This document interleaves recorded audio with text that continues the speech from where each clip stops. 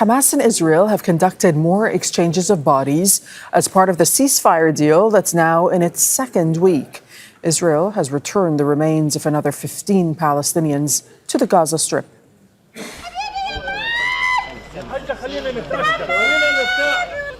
Palestinians gathered at a medical complex in southern Gaza to find out if their loved ones were among the 135 handed over this week.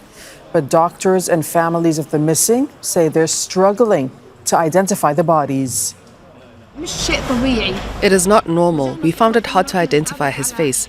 Although they say he was kept in a freezer, the features should have certainly remained to a degree. But from what we actually saw, there are no facial features.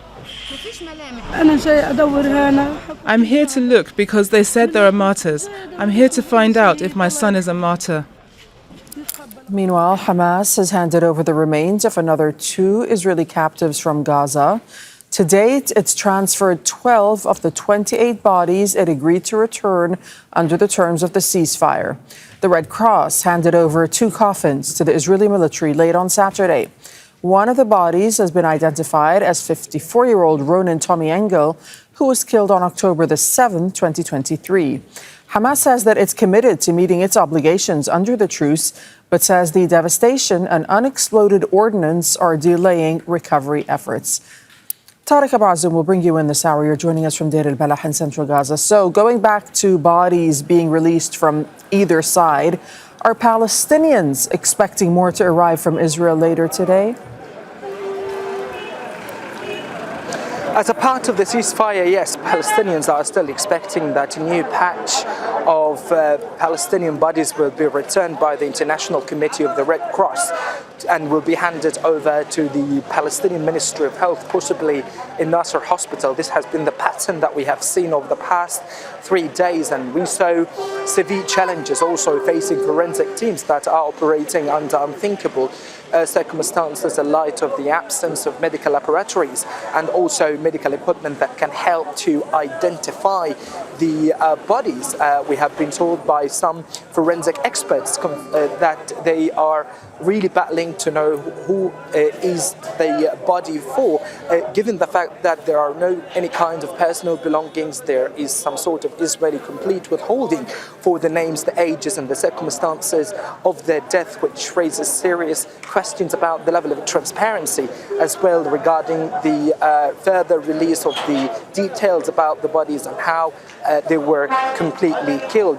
Also, Gaza's health ministry said that there are different signs of decomposition for the bodies, and many of them have been lacking any kind of scars or even documentation that can help their families to realize their identity. It has been a grim reality as medical teams are still on alert, waiting for the new batch to arrive as soon as the International Committee of the Red Cross will receive the green light by the Israeli military to move towards the Kusufim military checkpoint that is located in the southern part of Deir el-Balah.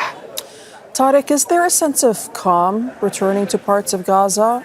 Like, for example, Palestinians having the opportunity to do something as normal as banking? Are they able to go about their day-to-day lives?